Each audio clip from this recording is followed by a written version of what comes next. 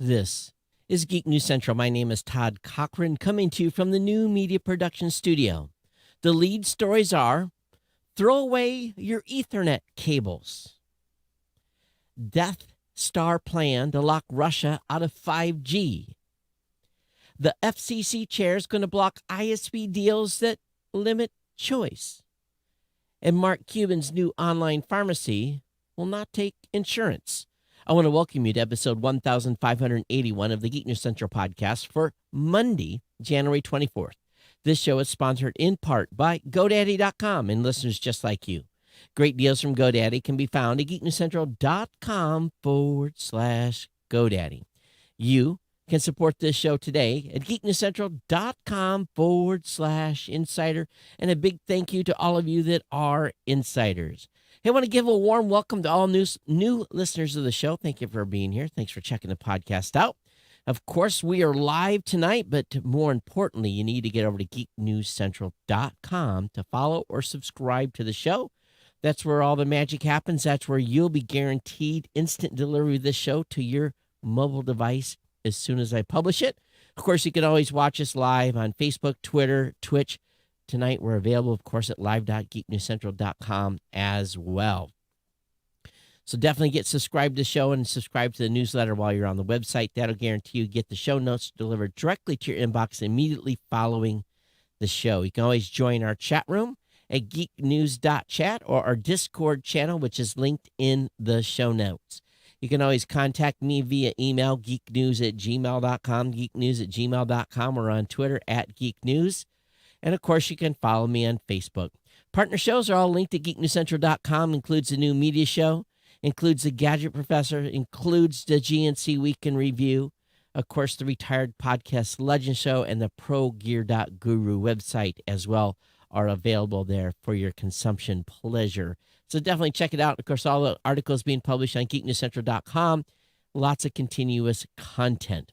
Of course, this show is sponsored by the longest-running continuous sponsor of a podcast. That's our good friends at GoDaddy. And, of course, we want you to save money on GoDaddy products and services. We've got great deals for you with our non-expiring promo codes. And, again, we've got a deal that is going to run out in just a few short days. So if you have delayed in picking up that $1.99 a month economy hosting for the first year, which includes a free domain, again, if you have delayed in picking up the $1.99 a month economy hosting for the first year of the free domain, you need to act now. That deal is gone in 7 days. Or, of course, you can get the $2.99 a month managed WordPress hosting for the first year of the free domain. You can get 30% off new product purchases. You can get a $4.99.com on new or transferred domains for new customers only. That's a one-time code that you can use as a new customer over there and transfer it over domain names from another register or new registration.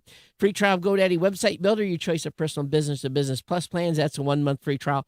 All these deals can be found at geeknewscentral.com/GoDaddy. We want to thank GoDaddy for being a longtime sponsor here of the Geek News Central podcast and thank them for their continued support. And I want to thank all of you for your continued support of buying your products and services from our sponsor. It allows me to keep the lights on, insurance paid, electricity bill. This month's going to be the gas bill. Holy cow.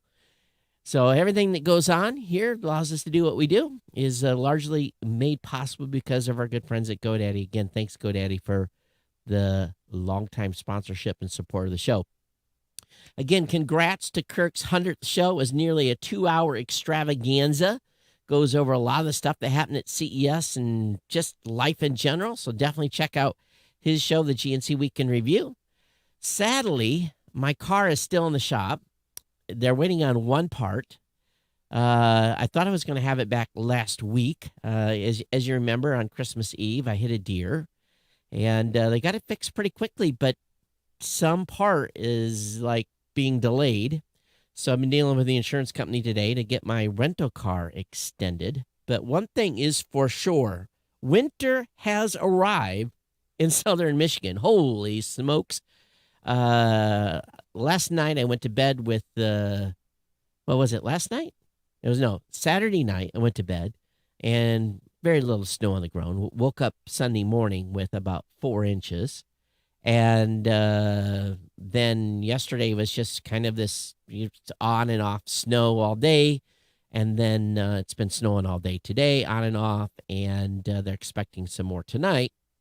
And then it's going to get cold, cold, cold. They say in the minus degrees Fahrenheit, so like -3 Fahrenheit with wind chill. It could turn out to be very interesting. So yes, winter has arrived.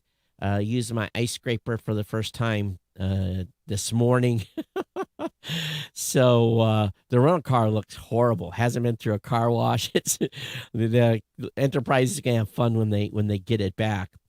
The lakes are frozen over. That's unusual because for the last couple of years they have not been in this area, so they're out fishing on the ice. I saw people out there yesterday. But one thing I'm disappointed with is the one thing I was disappointed with was this machine to the left of me, which is a gaming machine by MSI, which in all rights and purposes is a few years old. Figured out what was going on with the cooling situation. I kind of got that solved. We did a bunch of driver updates and stuff, but it's basically when I did the Microsoft Windows 11 check on it, it basically said, no bueno, you are using a too old of a chip. And I'm like, really? And all things considering, I've had it for a long time, so probably not a big deal. But the only two Windows machines in this space now is the machine to the left of me and the TriCaster. Everything else is Mac based, so I guess it's not that big of a deal. But we'll run it till the wheels fall off. That's for sure. Went grocery shopping this weekend. Oh my God, you almost have to mortgage your life away just to afford to go buy groceries these days. What is going on? Literally insane. I always knew it was bad in Hawaii when I lived in Hawaii for all those years. Coming back to Michigan, it was like this big, like, woohoo, I had a grocery cart full of a grocery shopping cart full of groceries, and it would be like, a couple $100. Now, holy smokes, you're not getting out of the grocery store for under $300 or $400. It's crazy. It really, and matter of fact, I'm normally kind of like grab what I need. And I was like, nope. I got enough of that. Nope. And that's very unusual for me, but, wow, it's really apparent. And it's just, they go every time I go, every 3-4 weeks, I go to the grocery store. It's boom, boom, boom, boom. I know you're all feeling it. It's pretty incredible how much inflation is hitting us. But anyway, that's not what you're here for. You're here for the show. You're here for the content. Again, if you have comments today on the podcast, definitely. Oh, what's going on here? Let's try that again. There we go. If you have anything that you want to impare to me, at Geek News on Twitter, geeknews@gmail.com. That's a place to send your comments. Definitely appreciate it when you do. And I can't hit the right button to save my life tonight. So let's go ahead and get into the stack. Got a good stack of stuff here to start the show off with. But when I saw this post and it said, throw away your Ethernet cables because MediaTek says Wi-Fi 7 will replace them, I always laugh because they've said that for many, many years. They've said you're going to be able to throw away your Ethernet cables. Now, I know most of you probably are connected to your Wi-Fi network. You're probably not wired, but to do anything on Skype or on Zoom or anything, it's a wired connection. Just that's the only way I trust it because we've had too many problems over the years by being on wireless. So when they claim that Wi-Fi 7 is going to challenge wired Ethernet for high bandwidth applications once available, I'm doubtful. The fabulous Taiwanese chip firm said it currently showcasing 2 Wi-Fi 7 demos to key customers and industry collaborators in order to demonstrate the tech's super fast speeds and low latency. Based on the IEEE 802.11be standard, The draft version of which was published last year, Wi-Fi 7 is expected to provide speeds several times faster than Wi-Fi 6, offering connections of at least 30 gigs per second and possibly up to 40. Now that, if it's proven to be true, absolutely will be rocking. And for in-office work and transfers, that's going to be fantastic. But because most folks are on a 1 gig or 10 gig connection to their switch, and very few people are on 100 gig, but that's significant speeds. Now, we'll see when you have a whole bunch of machines talking to one another, but that's the claim. We will be the judge of it when it's out available, and we'll see what's going on. I want to say hi, Kirk. Thanks for checking in on Facebook. Make sure you say hello. If you're watching on live on YouTube, make sure you say hello as well. Definitely appreciate it when you check in and say hi. So Ars Technica has an article that's basically entitled Death Star. The response from the United States would lock Russia out of 5G's advanced chips. Tech sanctions may be the new go-to foreign policy tool. Well, I don't think this current administration has the guts to do that to begin with. But they're saying the U.S. is considering restricting the flow of semiconductors into Russia to deter Russian President Vladimir dictator Putin from invading Ukraine. And the move would prevent Russian military and much of the nation's economy from advancing technologically. I don't know about this. The details of the sanctions are still being decided, but they rely on similar restrictions that kneecap Huawei, the Chinese tech company, though Musk semiconductors are made overseas, U.S. companies control huge swaths of the larger market, from chip design and manufacturing equipment to process and quality control. I don't know. I don't know if this will work, but they're calling it Death Star. Now, today, Russian companies can get 5G equipment from Ericsson and Nokia, but the European companies would likely follow any U.S. sanctions. Maybe, with Germany basically being reliant on Russia for natural gas, I would doubt it. We'll see what happens here.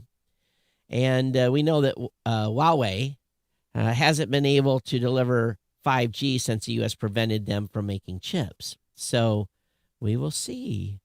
We'll see what happens here. But, it'd be pretty bad if a war started, a real war, a shooting war between U.S. and Russia or anybody else over chips. But maybe that's where we're at. I don't know. What say you? Do you think this current administration has the guts to put in those kinds of sanctions? I just don't know. This administration, you just have no clue what they're going to do, to be honest with you. So we'll see what happens here. And I guess it all depends if Russia invades Ukraine or not. The FCC chair plans to block exclusive deals that limit ISP choice in apartments. Now, this is an interesting move. What often happens when an apartment complex owner does a deal with a Comcast or any major Spectrum or whoever, they do an exclusive deal, thus generating revenue share that the apartment owner will get back. So oftentimes, TV and internet are often bundled into the cost of a apartment rental. Sometimes not. Sometimes you have to go out and get it on your own, but you're oftentimes at the same time limited to who you get to pick. In this town, there's really two choices, but no one ever picks the muni broadband anymore because of the cost. But this plan would block sale and leaseback wiring deals and exclusive revenue sharing. So those of you that are apartment owners are going to be upset about this. But this plan announced Friday by Chairwoman Jessica Rosenworcel would prohibit providers from entering into graduated revenue sharing agreements or exclusive revenue sharing agreements with a building owner and require providers to disclose to tenants, listen to this, in plain language, the existence of exclusive marketing arrangements that they have with the building owner, and end the practice that circumvents the FCC cable inside wiring rules by clarifying that existing commission rules prohibit sale and leaseback arrangements that effectively block access to alternative providers, because sometimes you have no choice of providers. So cable companies have fought to preserve exclusive wiring deals. This is something they have battled for. And I think people should have a choice. Now, 1/3 of the United States population lives in apartments, mobile home parks, condominiums, and public housing. And most of these folks are on a kickback deal. Most of these owners of these buildings in mobile home parks, etc., get in these exclusive deals and get a subsidy back for every person that subscribes.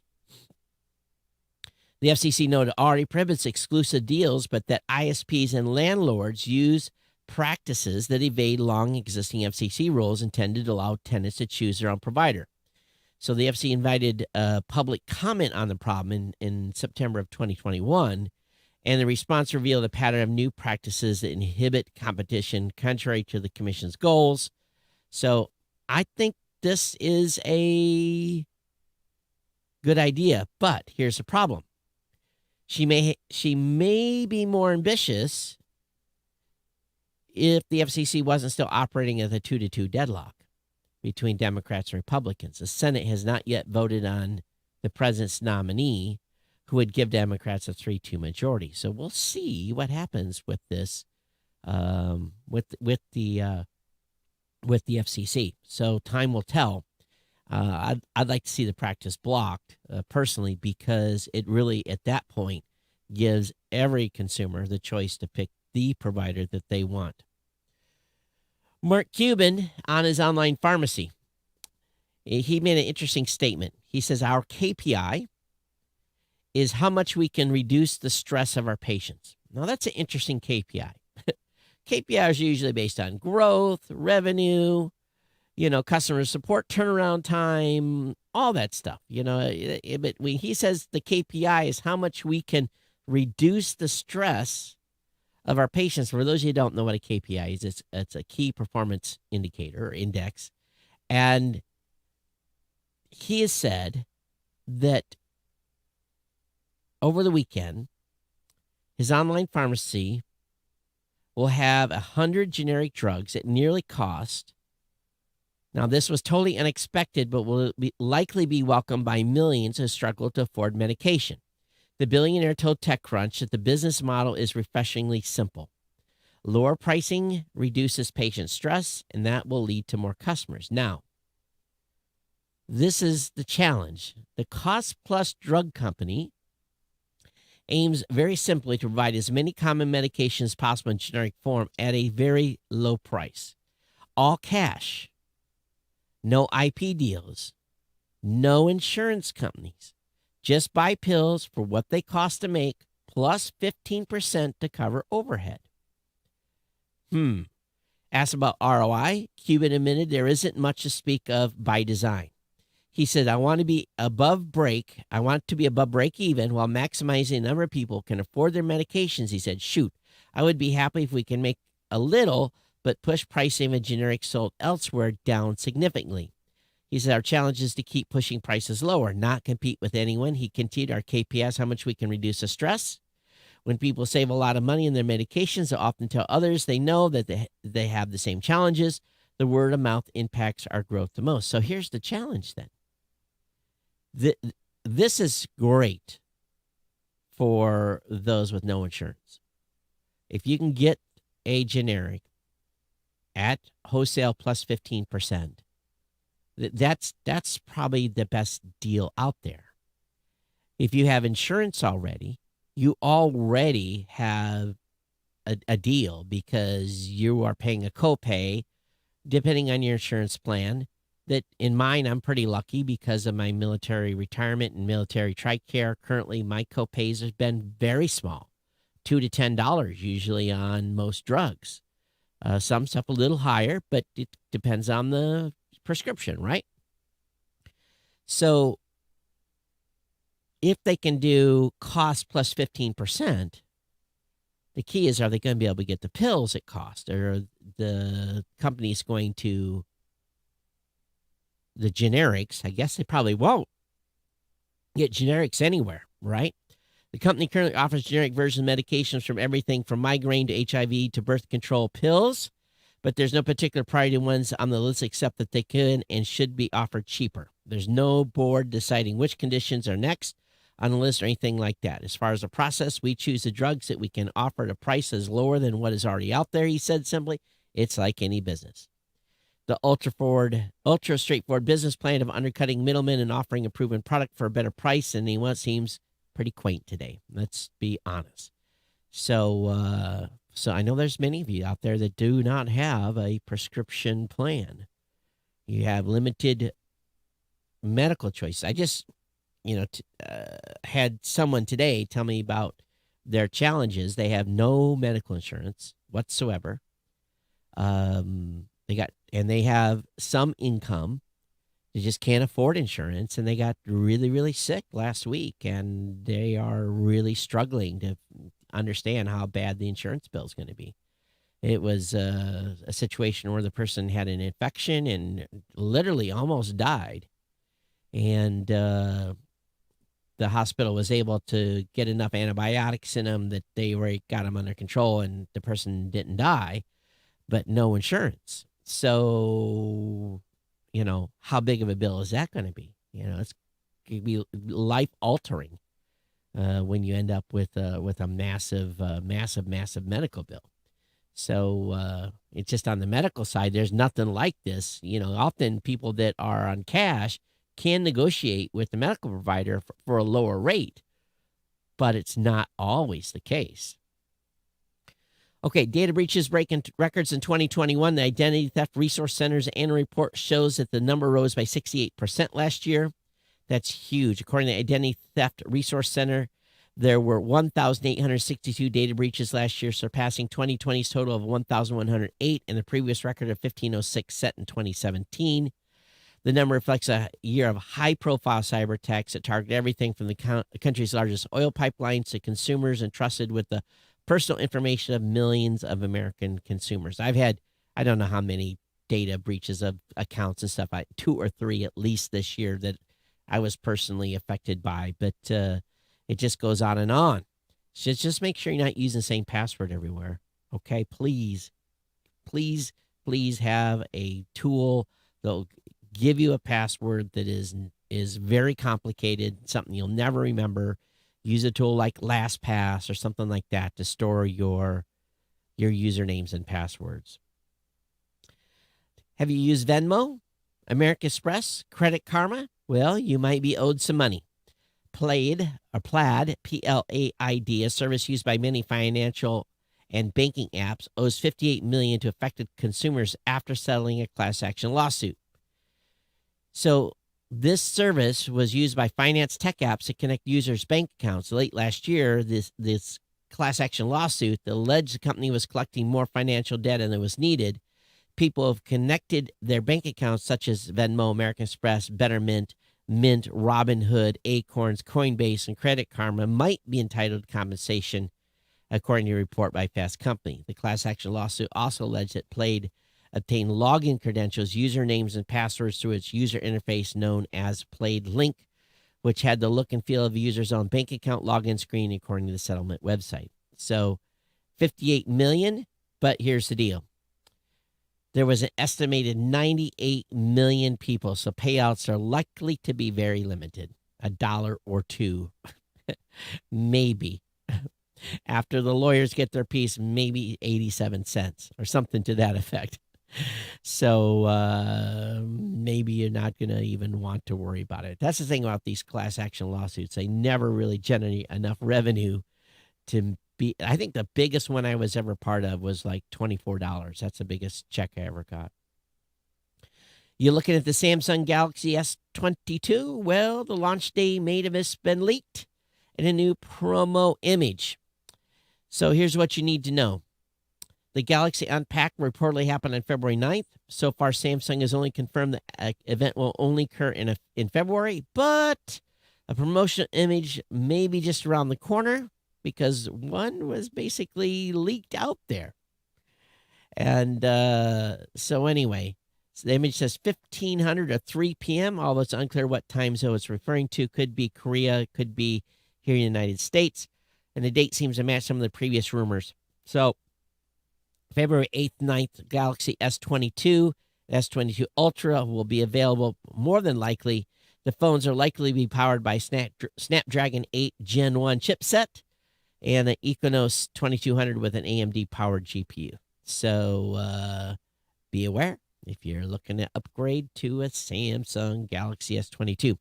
Panasonic is supposedly going to start mass-producing next-gen Tesla batteries in 2023, offering more power and longer range.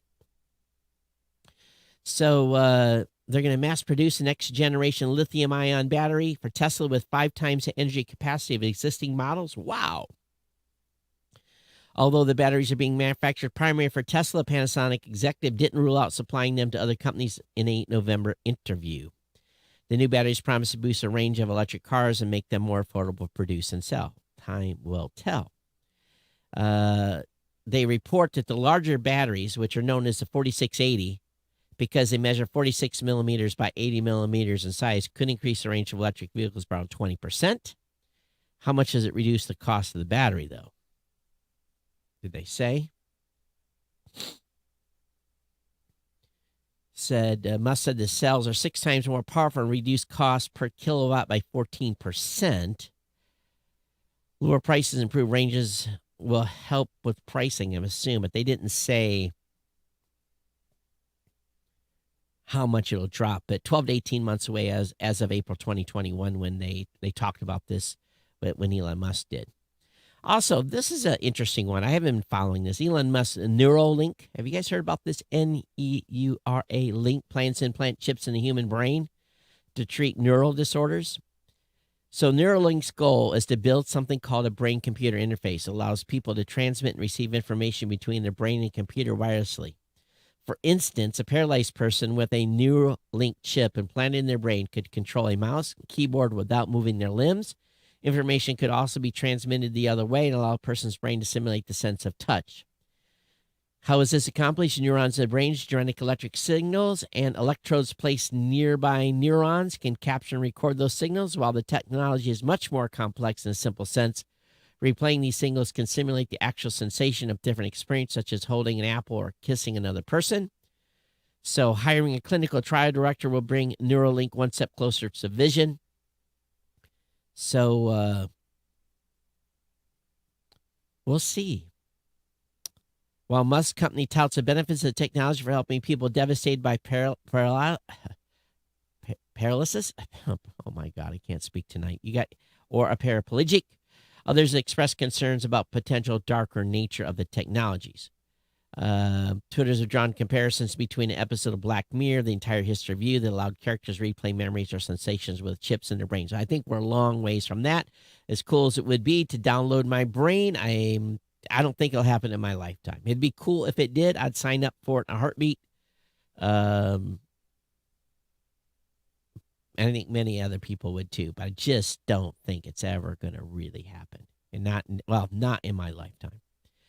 Apple spent $5.6 million after a Dutch dating app antitrust order. So this tick-tock, here we are. The Netherlands Competition Authority has fined Apple for failing to comply with conditions in an order requiring it to allow local dating apps to make use of third-party payment technology in their apps. The giant could be on the hook for another $5 million fine next week if it doesn't meet the regulatory requirements by then, and each week thereafter for a couple more months, for a maximum of 50 million in euros in relation to this particular order. So basically, found Apple in breach of antitrust rules in order to adjust the condition it poses on dating app providers. Its specific antitrust issues are App Store terms mandating use of Apple's own in-app payment infrastructure. So, no comment by Apple. And, maybe they just pay the fine. They don't like giving up that percentage at all. So, we'll see what happens with this. American athletes, just as attendees and government officials have been told, American athletes were reportedly told to use burner phones in Beijing due to a unique opportunity for cybercrime at the Winter Olympics. Yeah, they're going to be connected to their Wi-Fi provided by the government, of course. The visor is one of several security warnings athletes have received ahead of the Olympics. If I go to China, based on my previous history and what I did for a living, I'm taking a burner phone. I'm not leaving. I'm not leaving the country with going into China with my iPhone. No way. Now, if I did, it would remain turned off the entire time, and I would have it when I would land somewhere else. But there's no way that I would go into China with my previous background with there's nothing I'm going to ever get, but still, it's just one of those things. A University of Toronto cybersecurity watchdog recently discovered that China's mandatory app for Winter Olympic athletes has a serious security flaw and can ban keywords that are critical of China or comment on Uyghur, if I pronounce that wrong, I apologize, oppression. The New York Times first reported this. So Beijing is allowing athletes to access YouTube and Facebook sites that are normally blocked by China's Great Firewall. Even still, teams from the United States, Australia, Belgium, and Netherlands and Canada have been briefed on the risk of connecting to public Wi-Fi. The Beijing Olympics Committee told the outlet the guidance along these lines is completely groundless and those concerns are wholly unnecessary. Well, they're wrong. They're going to communist red China. So, of course, the diplomat boycott is already in place. So we'll see what happens here. But I have no doubt I would not go to China with my regular phone, especially having a tech company. No way. No how. No way. They steal intellectual property like crazy. No way. This is an interesting story that's on Business Insider. And this is one Kirk found, of course, and I didn't know if I was going to go with this, but Jon Stewart once told Jeff Bezos at a dinner with the Obamas that workers wanted fulfillment, not jobs running errands for rich people. He says, it's a recipe for revolution. So I saw this and I was like, In an episode of the podcast, The Problem with Jon Stewart, published this month, Stewart described meeting Bezos at a dinner at the White House with President Obama, then First Lady Michelle Obama. So this obviously happened a few years ago. The billionaire Mark Cuban and an unnamed guest whom Stewart described as the inventor of the Oculus virtual reality headset was there. Stewart and Bezos discussed what he saw as the economy of the future, one that would rely on service workers to perform tasks. Stewart said he told Bezos he disagreed, adding that people wanted to feel proud of their work and like they were contributing to society, not just running errands for people that have more than you. Stewart says, I think he views everyone as like a part of a fulfillment center. And so I said, I think that's a recipe for revolution. And then like kind of a hush falls over. And then you hear President Obama from across the couch go, I agree with John. So while the dinner Stewart described was at least 5 years ago, criticism of Amazon founder's company business models ramped up in recent years, of course. So it's an interesting thought process that Bezos said everyone's just going to be a service employee. You're have a service job, and you're going to be a little good little slave and do what you're told. I think Jon Stewart is actually right with this one, in that people want fulfillment. They want to feel as if they have accomplished something. That's the way it is with my job. Every day I want to feel like I've accomplished something, helped somebody, made the podcasting space better. The list goes on. And same thing with my employees and, celebrating wins and achievements and all that stuff. So, just not service slaves. NBC Universal is partnering with TikTok for the Winter Olympics. I guess that's probably the only place I'm going to be watching the Olympics is on TikTok. But it's an advertising partnership to promote the network's coverage of the Olympics. TikTok and NBC did not elaborate on how those ads will be different from existing ones, but both companies explored social shopping as of late, so we'll see what happens there. According to NBC Universal, Olympics-related content has garnered over 18 billion views on TikTok, so the network directly invited TikTok to collaborate in 2022 Winter Olympics. So how many of you are going to be watching the Olympics online? Love to hear from you. Geeknews@gmail.com. Geeknews@gmail.com. Tesla Cybertruck. There was a walk around. And the video shows the absurdly huge windshield wiper in detail.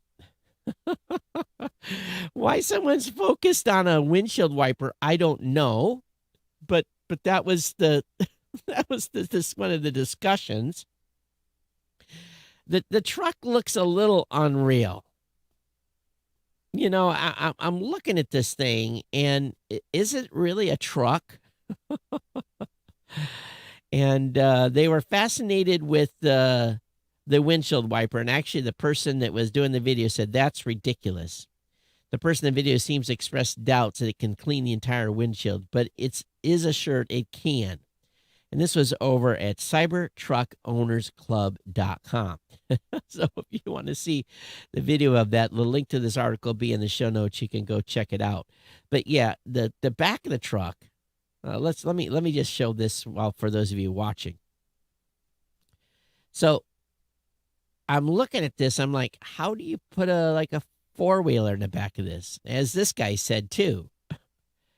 And I don't understand. You know, you let the tailgate down, the tailgate's down, the whole tailgate's down. There doesn't need to be like a supporting bar or something. So, you know, I guess if you want to drive a refrigerator around, you can. That's kind of what this thing looks like, is a refrigerator on wheels. Hey, there's a great article that comes out every year by NASA. It's called NASA's Spinoff Magazines. I've read this for a number of years. The space agency's research trickles down to the rest of the world in surprising, interesting ways. This year is no different. NASA's tech can be found in everything from hiking gadgets to heavy industry and, funnily enough, space, of course. There are dozens of technologies made their way to everyday use, and AKA the spin-off. A lot of military stuff gets spun off. And this is a 60-page, so you're going to need some time.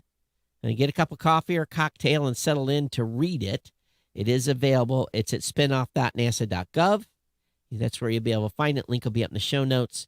Again, a 60-page read. If anybody finds anything in there interesting, I'd love to have you point it out via email. James Kelly says, the Cybertruck has an adjustable air suspension that allows the back to be lowered. That's curious. So you can lower it like a low rider, right? PG&E's criminal probation is ending, but the company remains a menace to California. Woo, that's what a judge said. Embattled California utility PG&E. Boy, and I lived out in California. I was not a fan of PG&E, but ends a 5-year felony probation period tomorrow. And of course, that was many years ago. 84, 90, what year did I live there? 84 to 87, 80, I think 88 to 91 is when I lived in California. But anyway, embattled California utility PG&E ends a 5-year felony probation period today that failed to rehabilitate the company, according to U.S. District Judge that oversaw the probation. This is scathing. He says, in these 5 years, PG&E has gone on a crime spree and will emerge from probation as a continuing menace to California. U.S. District Judge William Alsop wrote in a scathing report released days ahead of the probationary period lifts at midnight. So if you remember, the company was placed on probation in 2017 and was convicted of 6 felony crimes connected to one of its natural gas pipelines that exploded in 2010. They killed 8 people. Since then, PG&E is causing more devastation. While on probation, according to his report, PG&E was responsible for 31 blazes. It killed 113 people and scorched 23,956 homes and buildings. And, of course, the most destructive was the 2018 Camp Fire, which burned down the town of Paradise, for which PG&E pled guilty to 84 involuntary manslaughter charges. Well, what it is, according to this judge, virtually all of the wildlife fires caused by PG&E distribution lines involved trees that were not trimmed back from the power lines. He says they have a 6-year backlog on vegetation and hazardous tree trimming. 6 years. No, 7 years. The company relies on outside contractors to do the job of clearing dangerous vegetation away from its power lines. then points a finger at those contractors when problems occur. That's crazy. So those of you in California are very aware of this. Why do you stand for it? I don't get it.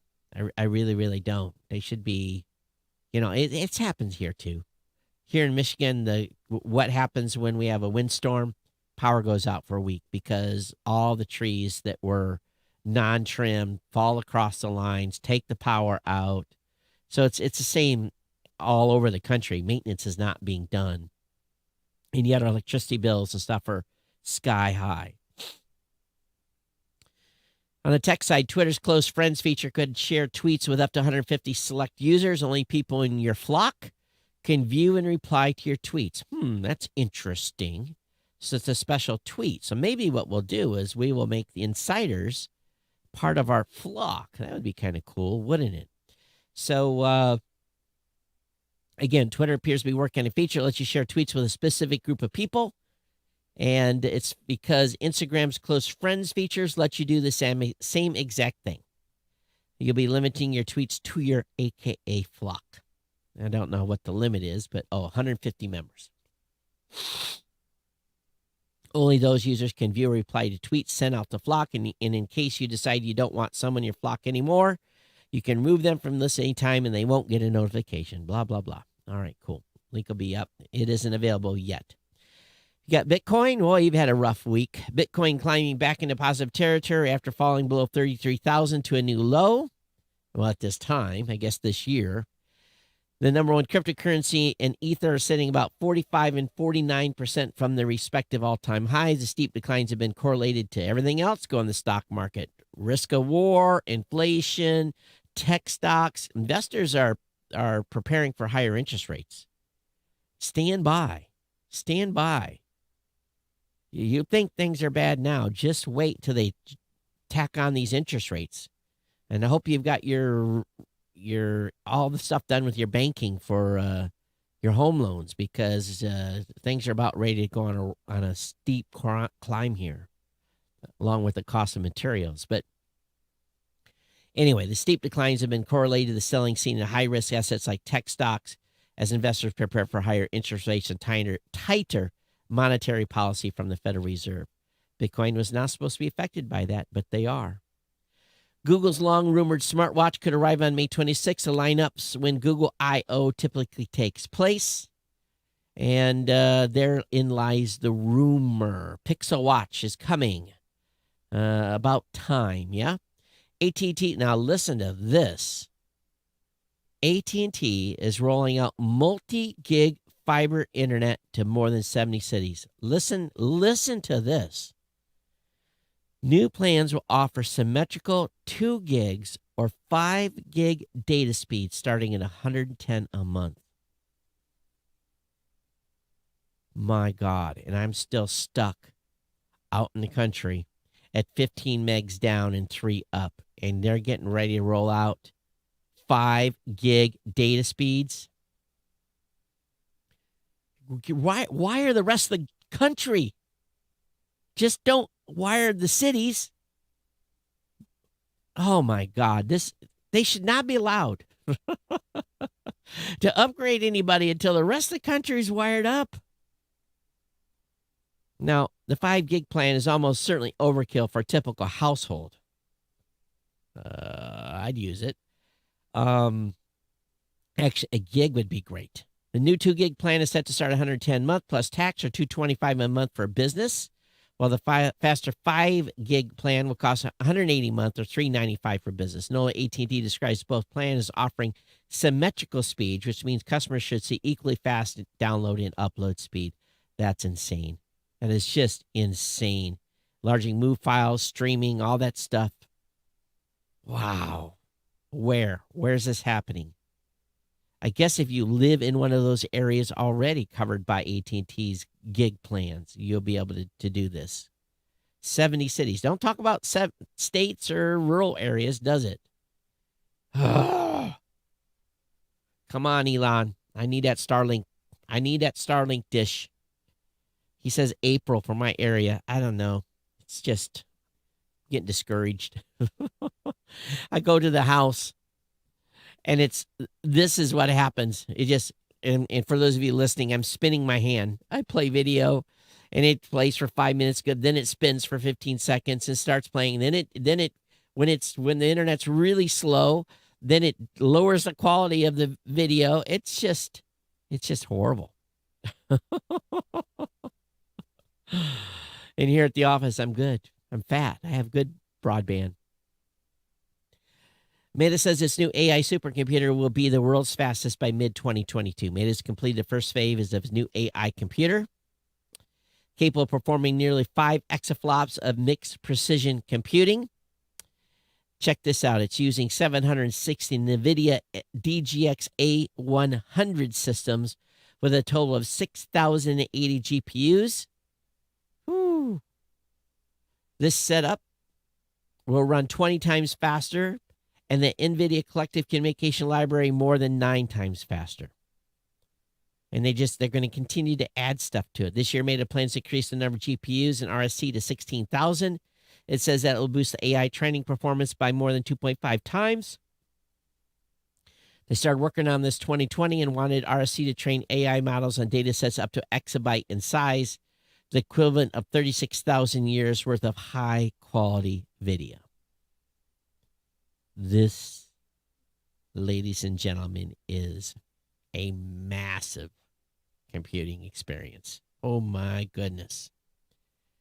Other exascale systems are being built in the U.S. The delayed Aurora supercomputer of the Department of Energy, of course, delayed. It's a government thing, is expected to hit 2 exaflops, while the El Capitan supercomputer, which will manage the country's nuke stockpile. Does it really take a supercomputer to manage the nuclear stockpile? Is expected to top 2 exaflops when it arrives next year as well. So, some computing power. Congratulations to NASA. The James Webb Space Telescope has arrived at its final orbit. Its first picture is still months away, but now it is got its final orbit around the second Sun-Earth Lagrange point, AKL2. After one last course correction burn, the telescope's primary mirror segments and secondary mirror have been deployed, but now they got to dial it in. Of course, the L2 orbit is critical to the mission. It provides largely unobstructed views of space while giving spacecraft a cold, interference-free position that helps its instruments live up to their full temperature. Because they got to go like to minus 360 or something. They're going down to Kelvin, whatever that is. So that's going to be one cold bugger when it's rocking and rolling. Don't have to worry about the electronics burning up in that one. Probably have to worry about him freezing. I know it's not possible. Google's next Chromecast with Google TV may be a 1080p budget model. The dongle is said to come out with a remote, and it could replace the aging third-gen Chromecast. So we're going to get a price. Yep, 1080p or $450. It's not clear if or when Google plans to release the Chromecast HD with Google TV. Doesn't seem quite splashy enough to be showcased at the annual FAR hardware event, but we will see. Maybe it'll pop at I.O. We'll see. Julian Assange. Well, he's in the news again. He's won a technical victory in his ongoing battle against the extradition in the United States. He's going to be able to go to the UK Supreme Court again. Today at London's High Court, the Lord Chief Justice of England and Wales, Lord Burnett, approved a question on a technical point of law, having refused Assange immediate permission to appeal to the UK Supreme Court. The WikiLeaks lawyer had asked for formal permission to pose this legal conundrum about Assange's likely treatment in the U.S. prisons to the Supreme Court. Well, he's going to be just fine. He's going to go into a prison, a federal one. The Lord, he's never going to get extradited. You know it's not going to happen. The Lord's Chief Justice presiding refused, saying Assange's lawyers would have to ask the Supreme Court directly within 14 days. So Assange 50 is wanted regarding criminal charges in the United States, including commission the hacking of U.S. government servers by U.S. Army Private Chelsea Manning after offering to crack passwords on caches of stolen data. So anyone with a sense of deja vu over Assange going to UK Supreme Court to contest the extradition case is right. 10 years ago, he did something very similar while trying to avoid being sent to Sweden, where he was wanted at the time on suspicion of sexual assault. After losing his Supreme Court bid in 2012, he fled to the Ecuadorian embassy, only to be turfed out in 2019 and promptly arrested. So he may at some point. We'll see. IBM shares jump after the companies report 6% revenue growth in the fourth quarter. So IBM executives have been telling investors to look for a mid-single-digit revenue growth. The company spun out its managed infrastructure service unit during the quarter into a publicly held company called Kyndryl. Earnings $3.35 per share, adjusted to $3.30, $16.7 billion in revenue versus $15.96. What was his profit? Revenue rose 6%. Yeah, it doesn't total profit loss, but with $3.30 per share on, they definitely had a profit, but don't know exactly how much. This release didn't say it. Indiana, Texas, Washington, D.C. Attorney General sued Google for using UI design dark patterns to harvest your location. So they allege the search giant uses deceptive user interface design known as dark patterns to obtain consumer location data without adequate consent.